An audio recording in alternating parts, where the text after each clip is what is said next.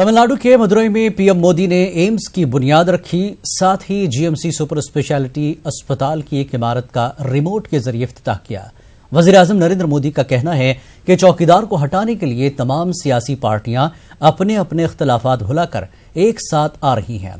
ताहम इन्होंने कहा कि मुल्क में सेहत समेत तमाम शोबों को वो फरोग देने के लिए अपने वादे पर पाबंद है।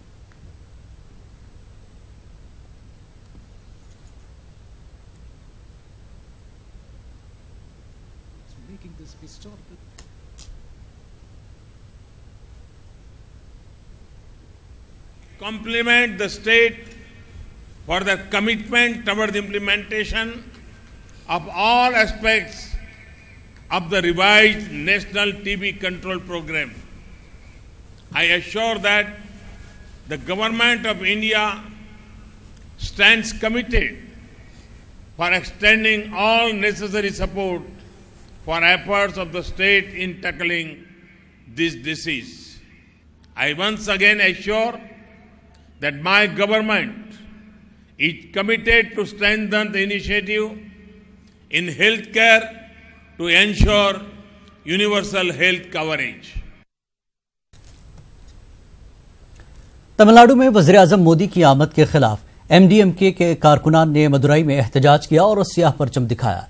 एमडीएमके के सरबराह वाइको ने इस एहतजाजी मुजाहरे की सरबराही की। इस एहतजाज में बड़ी तादाद में लोगों ने शिरकत की।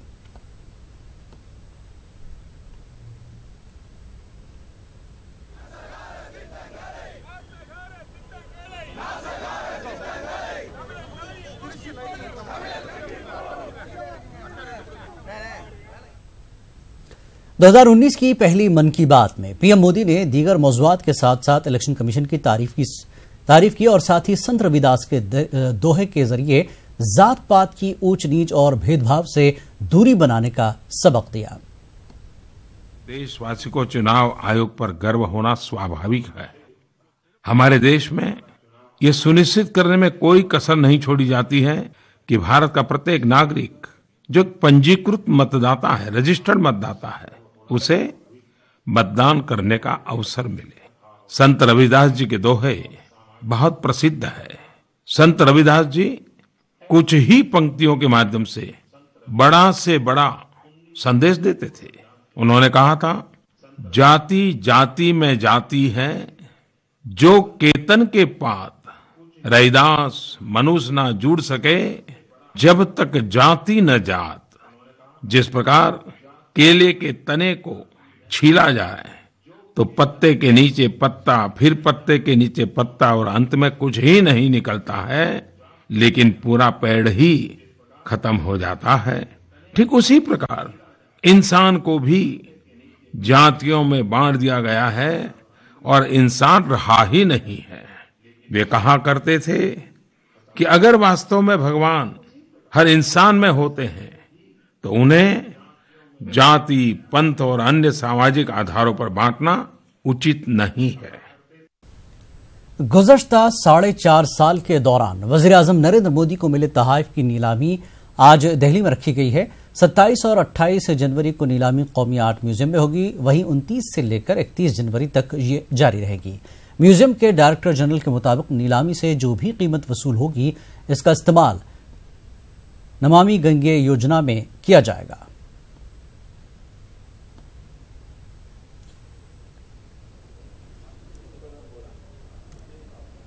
पिछले 4.5 साल के कार्यकाल के दौरान प्रधानमंत्री नरेंद्र मोदी हिंदुस्तान ही नहीं बल्कि दुनिया के तमाम देशों की यात्रा पर गए।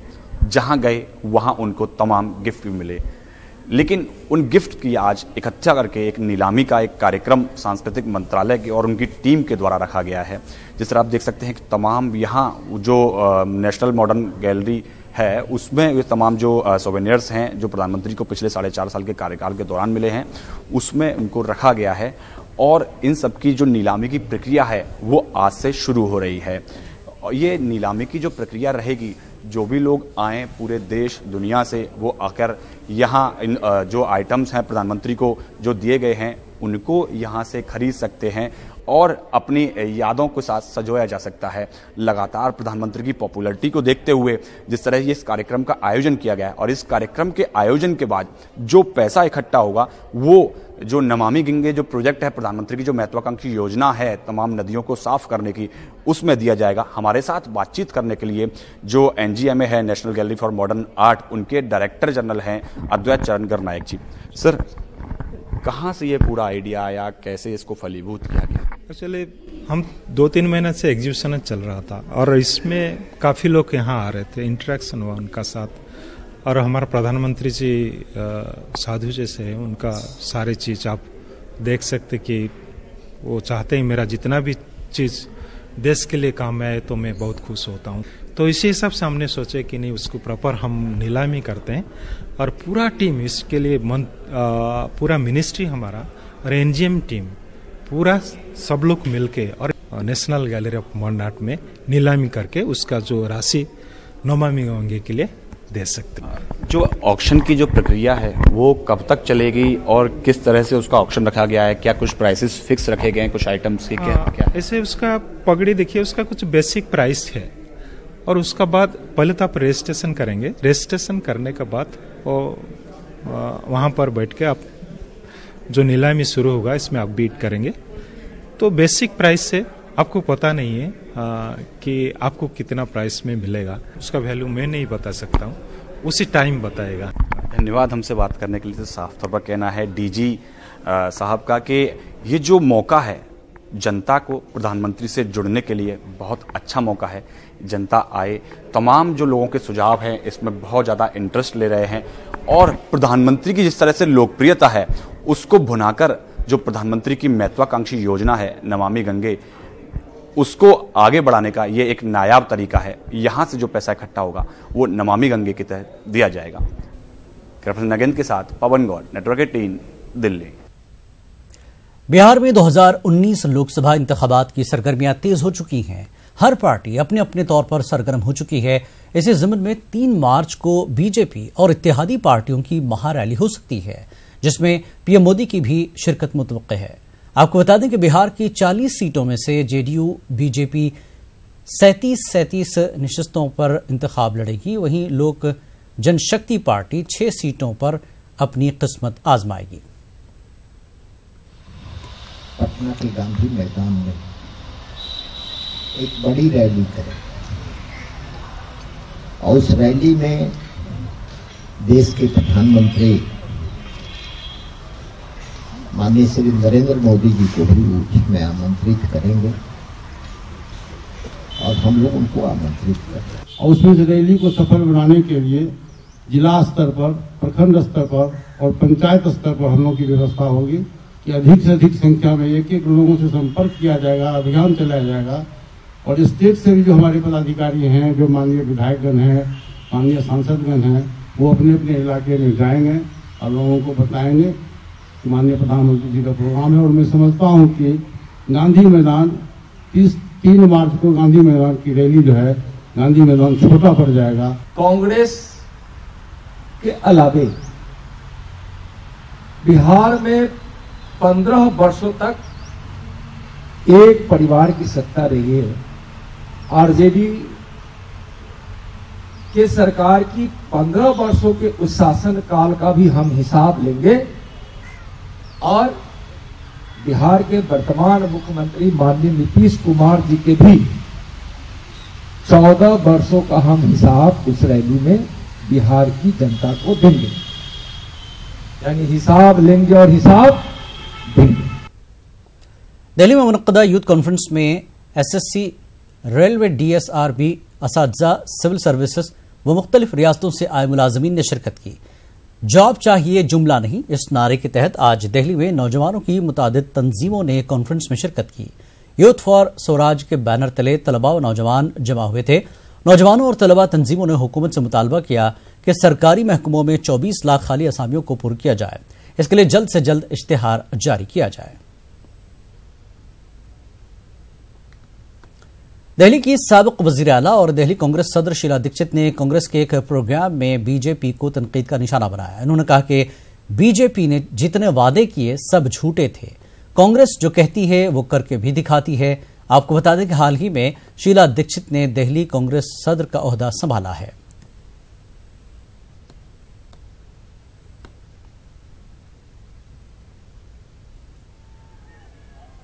कांग्रेस की सरकार जब थी तो दिल्ली यहाँ से यहाँ पहुँच गई थी, और आज भी लोग उस बात को याद करते हैं। और हम लोगों को पूरा यकीन है कि लोग क्योंकि याद कर रहे हैं, और कांग्रेस ने कभी किसी को झूठा वायदा नहीं दिया, जो कहा है वो करके दिखाया है। ये आपका भी तजुर्बा होगा जैसे हमारा है।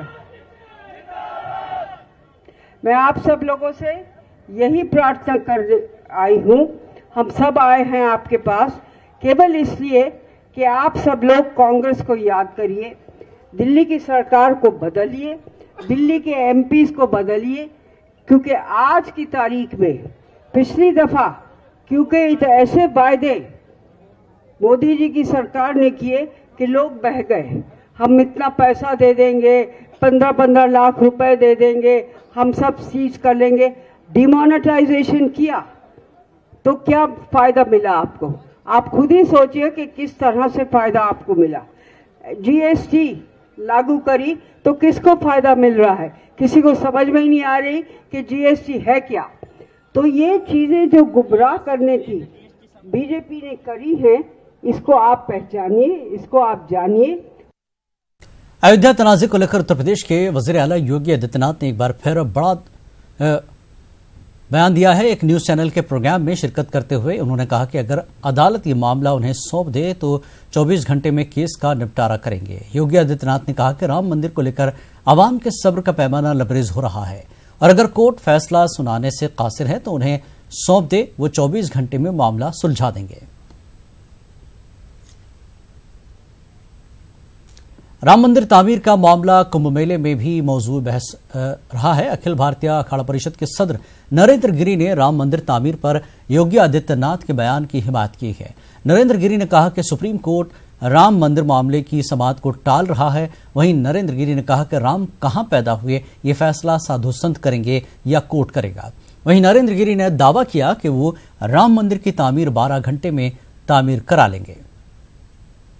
जब कुंभ है तो उसमें उठेगा। योगी आदित्यनाथ ने कहा है कि यदि सुप्रीम कोर्ट से नहीं हो पा रहा है तो मुझे सौंपे और 24 घंटे में हम मंदिर बना देंगे। सही कहा उन्होंने। सुप्रीम कोर्ट टाल रहा है केवल, और आगे तारीख पे तारीख। मंदिर का निर्णय कोर्ट थोड़ी करेगा।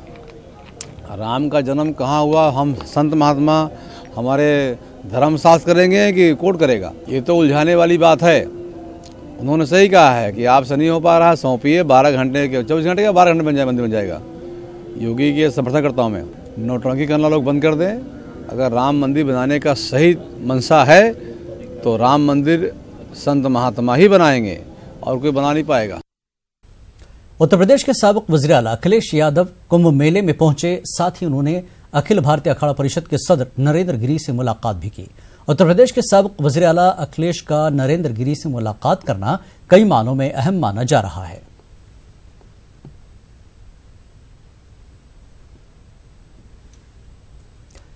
वहीं कल ही बीजेपी की रियासती कोर कमेटी की मीटिंग भी है। ये मीटिंग महाराष्ट्र के जालना में होने वाली है। इस मीटिंग में शिवसेना के मौजूदा रुख को देखते हुए पार्टी अपना फैसला ले सकती है।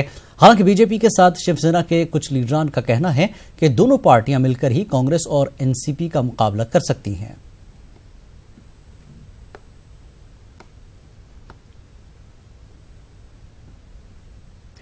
यूपी की सियासत गरमाई हुई है। प्रगतिशील समाजवादी पार्टी के सरबराह शिवपाल यादव ने शनिचर को ऐलान कर दिया कि वो अखिलेश यादव के खिलाफ इंतखाब लड़ेंगे। फिरोजाबाद की लोकसभा सीट से वो इलेक्शन लड़ेंगे। इस दौरान उन्होंने अखिलेश यादव पर हमला भी किया। उन्होंने कहा कि जब मैं और मुलायम सिंह जी ने मायावती को बहन माना ही नहीं तो अखिलेश की मायावती बुआ कैसे हो गई। ये हमला बराह रास्त एसपी बीएसपी इत्तेहाद पर था। आपको बता दें कि 2019 लोकसभा इलेक्शन में एसपी और बीएसपी का इत्तेहाद है।